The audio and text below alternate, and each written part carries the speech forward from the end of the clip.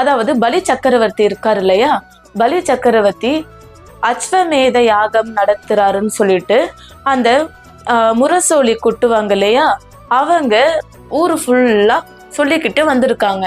அதாவது என்ன சொல்றாங்கன்னா, பலி சக்கரவர்த்தி யாகம் நடத்துறாரு, அதனால யார் எது கேட்டாலும் முகம் சொல்லிக்காம தவறாம அதை தவிர்க்க முடியாம கண்டிப்பா அவங்க எது கேட்டாலுமே அவங்களுக்கு கொடுக்கப்படும் சொல்லிட்டு அவரு எல்லாருக்கிட்டுமே இன்ஃபர்மேஷன் கொடுத்துட்டு வராரு.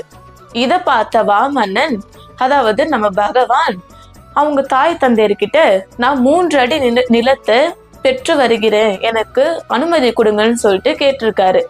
அதே மாதிரி பெற்றோர்களுமே அனுமதி கொடுக்குறாங்க. வாமனனும் அந்த யாகம் நடக்கிற இடத்துக்கு போறாரு. ஆக்சுவலா வாமனனோட தாய் தந்தையருக்கு தெரியும் இல்லையா, அவர் எது செஞ்சாலுமே அதுல ஒரு அர்த்தம் இருக்கும்.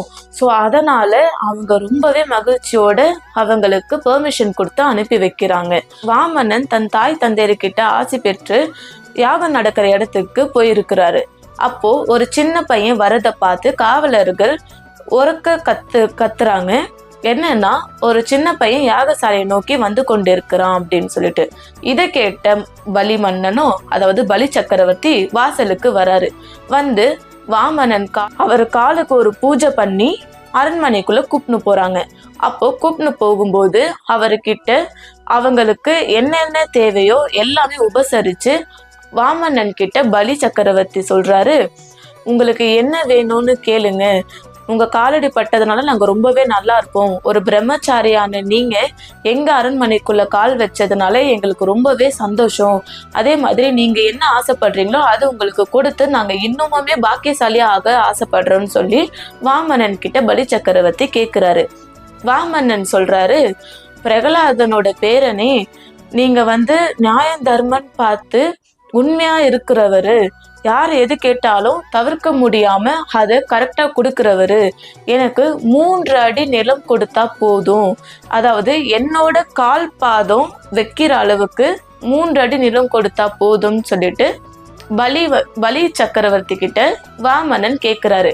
பலி சக்கரவர்த்தி சிரிச்சுக்கிட்டே சொல்றாரு, இந்த மாதிரி உங்க குட்டி காலை வச்சுக்கிட்டு 3 அடி நிலம் கொடுத்தா உங்களுக்கு என்ன பத்தும், அந்த 3 அடி நிலத்துல யாகத்தை மட்டும்தான் கட்ட முடியும். நான் உங்களுக்கு 3 அடி கொண்ட ஒரு ஊரையே தரேன், அதை நீங்க ஒரு ஊரை அமைக்கலாம், இல்ல கிராமத்தையே நீங்க ரெடி பண்ணலாம், அதுல நீங்க ஆளலாம்னு சொல்லிட்டு பலி சக்கரவர்த்தி சொல்றாரு. ஆனா வாமன்னன் சொல்றாரு, நீங்க உங்களோட பெருந்தன்மை எனக்கு புரியுது, நீங்க வாரி கொடுக்கறதுல வள்ளல் தான், ஆனாலும் எனக்கு 3 அடி நிலம் போதும். எப்ப ஒருத்தனுக்கு 3 அடி நிலம் பத்தாம போகுதோ அப்ப அவனுக்கு 3 கிராமங்களே கொடுத்தாலுமே அவனுக்கு அதுல சந்தோஷம் கிடைக்காது. சோ நான் கேட்டது எனக்கு கொடுத்தா போதும்னு சொல்லிட்டு வாமனன் பலி சக்கரவர்த்தி கிட்ட சொல்றாரு. பலி சக்கரவர்த்தியுமே சரி, நீங்க கேட்ட மாதிரி, நீங்க ஆசைப்பட்ட மாதிரி 3 அடி நிலத்தை, அதாவது உங்க பாதத்தோட 3 அடி நிலத்தை நான் உங்களுக்கு தரேன்னு சொல்லிட்டு பலி சக்கரவர்த்தியுமே வாக்கு கொடுத்துடுறாரு. ஆனா இது எல்லாத்தையுமே பக்கத்துல நின்று பார்த்துட்டு இருந்த சுக்கராச்சாரியர், பலி சக்கரவர்த்தியோட குரு சுக்கராச்சாரியர், இது எல்லாத்தையுமே நோட் பண்ணிட்டு இருந்துட்டு பலி சக்கரவர்த்தி கிட்ட சொல்றாரு, நீ ரொம்ப அவசரப்படாம பொறுமையா இரு, உருவத்தை வச்சு எடை போடாத, தேவலோகத்துல ஒளி சவுண்டை கேட்கும் போதே, அதாவது ஒளி சத்தத்தை கேட்கும் போதே எனக்கு அப்பவே சந்தேகம் வந்துச்சு, இவங்க அமிர்தத்தை கடையும் போதே ஏமாத்தி தான் ஜெயிச்சாங்க, அதே மாதிரி இதுலயும் ஏதாச்சும் பண்றதுக்காக தான் இந்த அவதாரம் எடுத்துட்டு, அதாவது இந்த குள்ள மனித உருவத்தை எடுத்துட்டு வந்திருக்காங்க, அதனால நீ ரொம்ப அவசரப்பட்டு வாக்குறுதியை கொடுக்காத அப்படின்னு சொல்லி எவ்வளவோ சொல்லியிருக்காரு.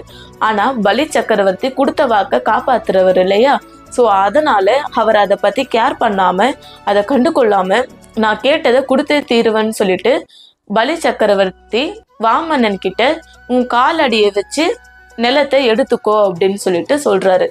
வாமன்னன் உடனே மகாவிஷ்ணு உருவத்தை எடுத்து தன்னோட ஒரு காலை பூலோகத்திலையும் ஒரு காலை தேவலோகத்துக்கும் வைக்கிறாரு. அதாவது 1 அடி பூலோகத்திலையும் 2வது அடி தேவலோகத்துலயும் வைக்கிறாரு. அதோட முடிஞ்சு போச்சுங்க. அப்போ 3வது அடி இருக்கு இல்லையா, அந்த 3வது அடி என்ன பண்றதுன்னு சொல்லிட்டு பலி சக்கரவர்த்தி கிட்ட வாமன்னன் கேட்கும்போது பலி சக்கரவர்த்தி தன்னோட ஆணவத்துல ஆடினதுனாலதான் பகவான் இந்த உருவத்தை எடுத்து வந்திருக்காரு, இந்த அவதாரத்துல வந்த பகவான் கிட்ட பலி சக்கரவர்த்தி சரணடைறாரு. 3வது அடி என் தலை மேல வச்சு எடுத்துக்கோங்க அப்படின்னு சொல்லிட்டு அவர்கிட்ட தலை சாய்க்கிறாரு. நம்ம வாமன்னன் பலி சக்கரவர்த்தி தலையில காலை வச்சு அழுத்தும் போது பாதாள லோகத்துக்கு பலி சக்கரவர்த்தி போயிடுறாரு. அப்புறம் என்னங்க, பாதாள லோகத்துக்கு பலி சக்கரவர்த்தி மன்னனா ஆயிடுறாரு. அது மட்டும் இல்லாம பலி சக்கரவர்த்தியோட நேர்மையையும் பக்தியையும் பார்த்து ரொம்பவே சந்தோஷமான மகாவிஷ்ணு, அதாவது வாமனன் அவதாரம் எடுத்திருக்காரு இல்லையா, வாமன்னன் அவதாரம் எடுத்த மகாவிஷ்ணு ரொம்பவே சந்தோஷமாகி பலி சக்கரவர்த்திக்கு ஒரு வரத்தையும் கொடுக்கிறாரு. வருஷத்துல ஒரு தடவை பூலோகத்துக்கு நீங்க வந்து உங்க மக்கள் எல்லாம் பார்த்துட்டு போகலாம் அப்படின்னு. அந்த மாதிரி வருஷத்துல ஒரு தடவை பலி சக்கரவர்த்தி பூலோகத்துக்கு வந்து போற நாளதான் ஓணமா கொண்டாடப்படுது. இப்போ ஓணம் எதுக்காக கொண்டாடப்படுதுன்னு சொல்லிட்டு டீட்டெயிலா இப்போ நம்ம எல்லாருக்குமே புரிஞ்சிருக்கும். அதனால அவர் வந்துட்டு போற நாளதான் ஓணமா கேரளாலையும் சரி, இப்போ நம்ம எல்லா ஊர்லயுமே எல்லா நாட்டுலயுமே எல்லா ஃபெஸ்டிவலையுமே செலிப்ரேட் பண்ண ஆரம்பிச்சிட்டோம்.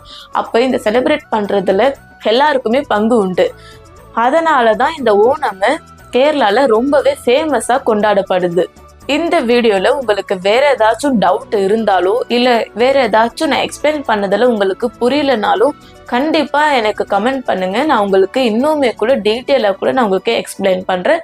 உங்க கமெண்ட்க்கு நான் கண்டிப்பா ரிப்ளை பண்றேன்.